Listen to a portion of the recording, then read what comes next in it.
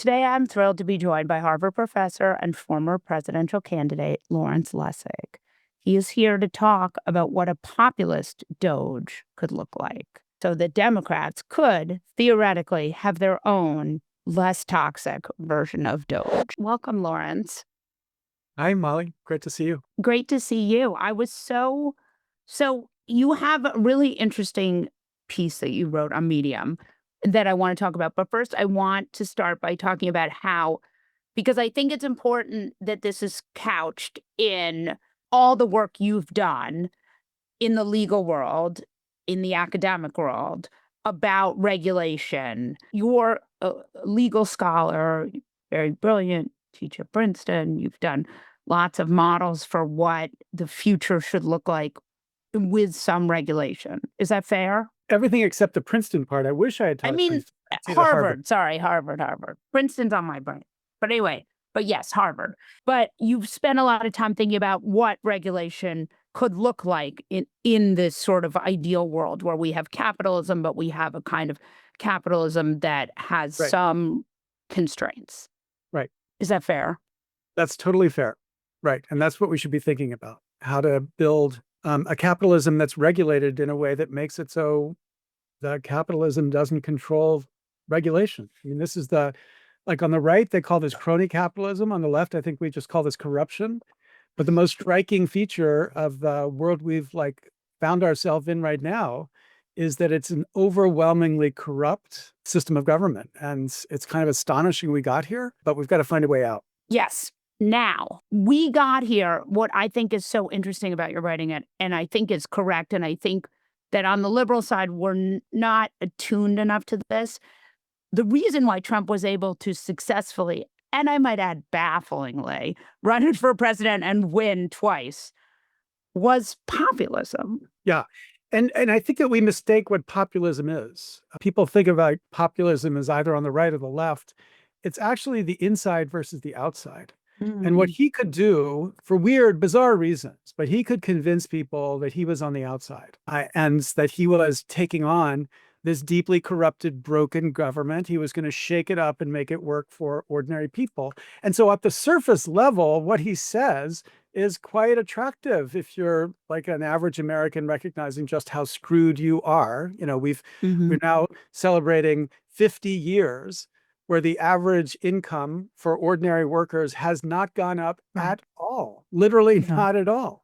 And so you can imagine in that world, the frustration that leads people to say, just break it down and let's start all over again. And he appealed to that. Now, you know, the reality is it's just a con game, and his actual strategy is to empower, entrench the wealthiest, and that's in fact what he's executing on right now. And so the only question is whether if that eventually breaks through, people realize the populism that they are celebrating, that I celebrate. I totally identify with the populist message here, but it's got to be a populist message that's actually helping ordinary people as opposed to just more help for the billionaires.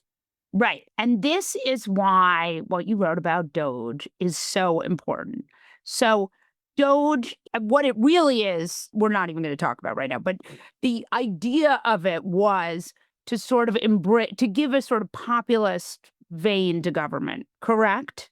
Yes, absolutely. And it's a great idea. Let's make government efficient. Let's make it deliver its services at the same or better services at the same or lower cost. That's what efficiency is. And who could be against it? And that should be its measure. You know, I think that Reagan famously said in 1984, not that you would remember, Molly, but in 1984, Reagan said, are you better off today? Right. I mean, 1980s, that are you better off than you were 4 years ago?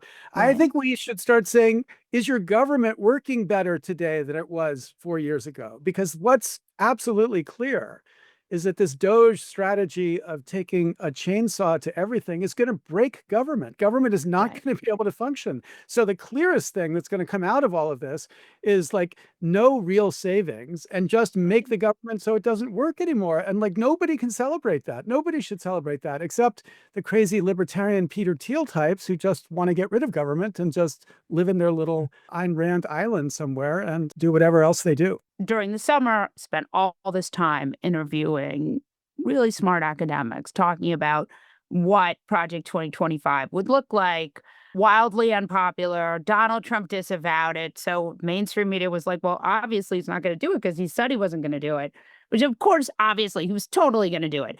And the ethos of it is the sort of dream of all Republican donors, right? Strip the government to the studs, end all the FDR stuff, end all the Carter stuff, go in there and just, have taxes. And that's pretty much it. You know what I mean? Like ultimately.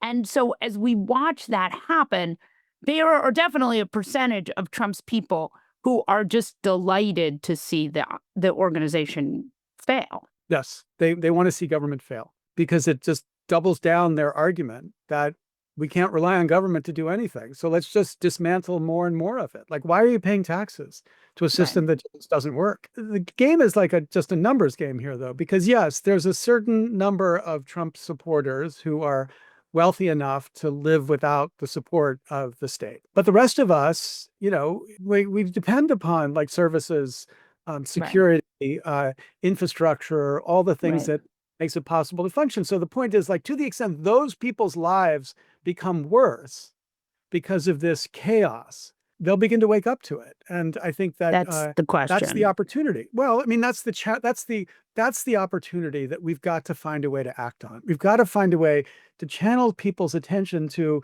not this perpetual anti-Trump rhetoric, Right. but the rhetoric around populism. Like, let's celebrate the idea of a government that actually is efficient and working for people and delivering, and that terrible ad that they did where they were trashing the trans support that Harris did, and that ends with "she's for they them, he's for you." Well, okay, who is he? Who's the you in that statement? Like, Right. it turns out it's just the super wealthy, and Right. it's again and again he plays this game, and again he gets away with it. And we finally got to get a way to like focus people enough so that they can see it because they're going to Right. feel it. I mean, unlike the first Trump administration, like, he came in and he promised the same tax cut, same like middle class tax cut. And of course, by the time the dealing was done, all the middle class stuff was taken out. It was only a Right. tax cut for the super wealthy and corporations. The Mhm. same thing's going to happen this time. But that wasn't as noticeable to ordinary people as this breaking government will be. Like when the government's Right. just broken, people are going to be like, "Holy shit, this is ridiculous! I don't get my check, my Social Security check, or my Medicare is being cut, or Or whatever." you And can't that's get our a social chance. security for your social security number for your baby in Yes, Maine, right? is that right? Is Like, that right? yeah, that was reporting I saw today. I mean, again, maybe it's a glitch. I mean, the thing that is so incredibly destabilizing about this moment is things are happening so quickly, and you have this administration has no respect for truthfulness in any way. So Yes, that's right. Elon will come up and say, we got rid of the Ebola guy, but then we got him back. But then it turns out that none of that is true. And we're going to dissolve USA, but no, the courts tell us we have to keep it. So we'll keep it. I want to get back to the regulatory piece because I actually think that part of how we got here was good guys refusing sort of low level grift and corruption among Democrats and good guys, that there was a certain sense in which the belief was that the sort of goodness, the graciousness of our tech oligarchs would continue on and that they would not need to be regulated. And so I'm hoping you could talk about that and how it got us here. The regulation that is obviously necessary in the context of tech was begun under the Biden administration. There was a Right, which is massive, insane, by the way. yeah, It should have been begun under the Obama administration. yeah, no, Obama caused the problem. I mean, Right, Obama like framed this whole anti-regulation stuff for tech because they were his friends. I mean, I don't think right, it wasn't malicious in the way that the Trump stuff has been, but that's reality. So we finally woke up. Lena Khan at the FTC and the DOJ changed their whole theory about antitrust regulation, and they were beginning to act on the right. idea of like making it so you could put this extraordinary engine of innovation and creativity in boxes so they're not also destructive of society. And, Mhm. I think we're beginning to think about the kind of problems they're causing to society. When you think about the consequence of the business model of engagement, the social media business Right. model of engagement. And the way, this wonderful book by Max Fisher, The Chaos Machine, They're demonstrating the way just in which it smart. totally radicalizes politics around the world. Literally hundreds of thousands, I think the number would be, of people who have been killed by the kind of genocidal instincts that this helps trigger and spread, while Facebook Facebook, turns. Yeah, I mean, responsible for an entire genocide. Yeah, go on. yeah, that's right. Many, multiple. I mean, the point is these consequences, these harms, obviously require a government to step in and begin to mitigate them, not to blow up industry necessarily, but to make sure that it's safe, like safe and effective. Like that's the idea. And that was beginning in the Biden administration. And obviously we've now stepped back from that in a pretty fundamental way, obviously around the crypto grift, which is now just the standard way. Like we're going to create a crypto grift to replace the dollar or create a new kind of currency Trump for the United coin. States. Yeah, Trump. Well, the Trump coin and all the others. But the point is, Right. this is all a consequence of the embrace of this mentality that says it's either regulation or not. It's Yeah. the simplistic framing of regulation as if it's against everything that's good. But in fact, regulation helps make things better here. So, like safety regulations for cars Right. have made cars safer so that people want to Right. drive more, so that they want to make them part of their lives.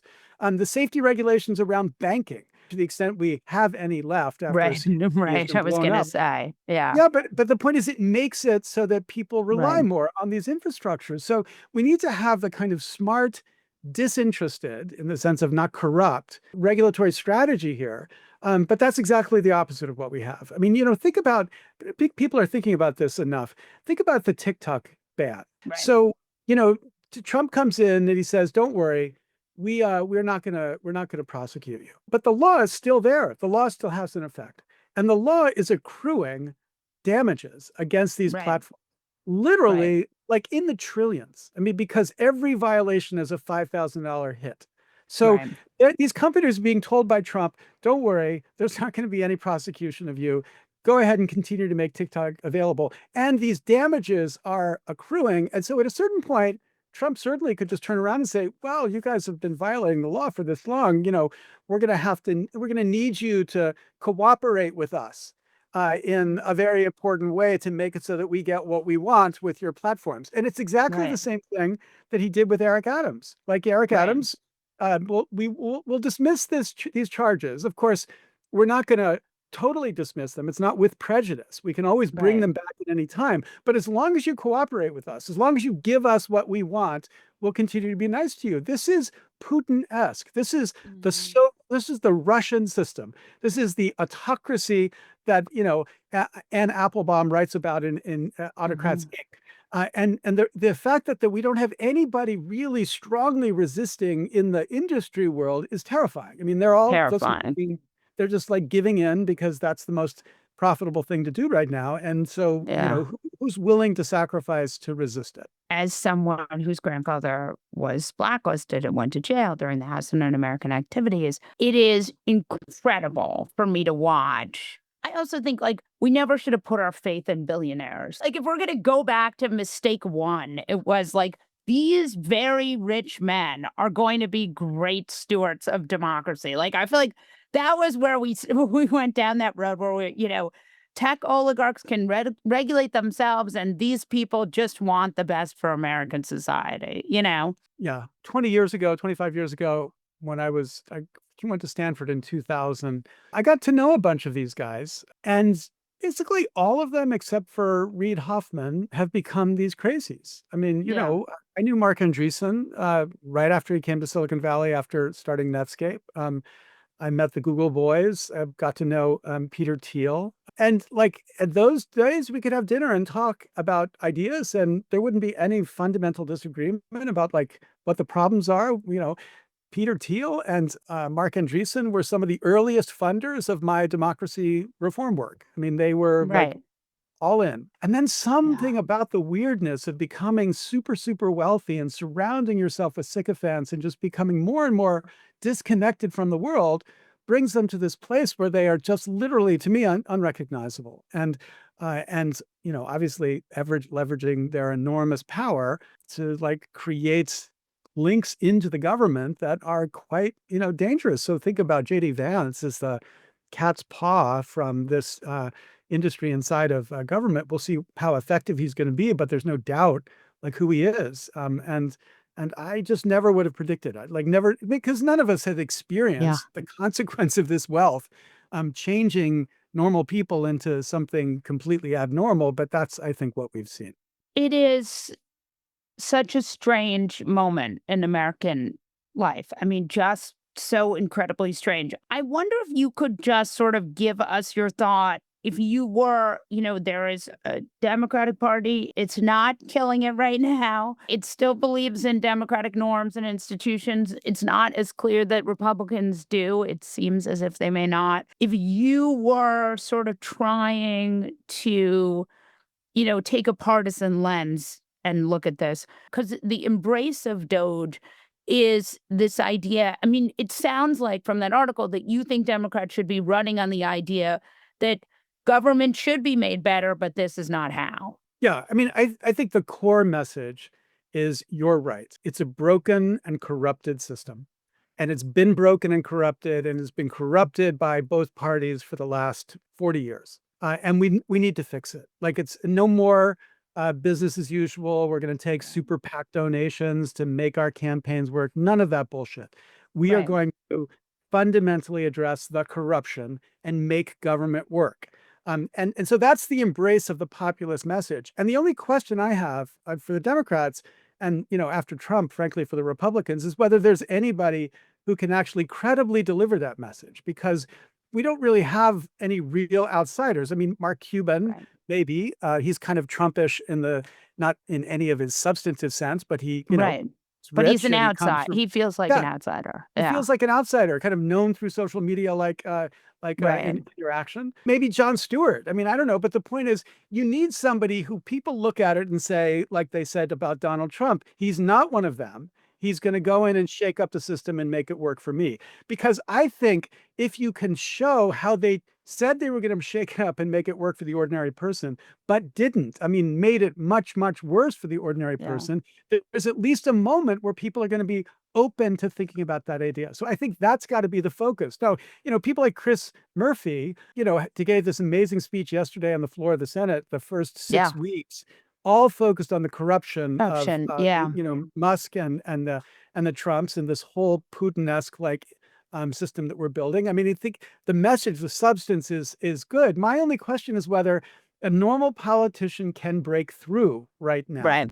And I think we need to think about how do we get a kind of person who can break through and be heard as authentically not representing the status quo of what Washington is. And I think the Democrats just seem like they are the status quo, even though the substance of what they're arguing for would be a fundamental Right. change to so much in society. They just aren't seen like that. Like they've just failed to deliver that message. And I think that's ultimately what's going to make it very hard for them to succeed. But the hope is they don't have a Donald Trump either. I Right. mean, the Donald Trump, I mean, I hear that they're actually exploring whether there's a way for him to run again in 4 years, but I just think that's bullshit. There's no way he Right. can run in 4 years. But then who is it? I mean, none of Right. those inside, now, JD Vance or Marco Rubio, they're all normal politicians in the Right. eyes Right. of Right. most Americans. So there's nobody who's going to pick up that energy. And so, again, that's why I think we need to figure out how to pick it up, because Yeah. that energy driven towards the idea of making government work for ordinary people is the message that I think could begin to get people back together. And if we can be disciplined about delivering it and recognize that that's got to be the focus as opposed to the million other things Democrats like to talk about, I think it could be successful. Thank you. Thank you. So interesting. I really appreciate you. I hope you'll come back. Every time you ask, Molly, great to talk to you.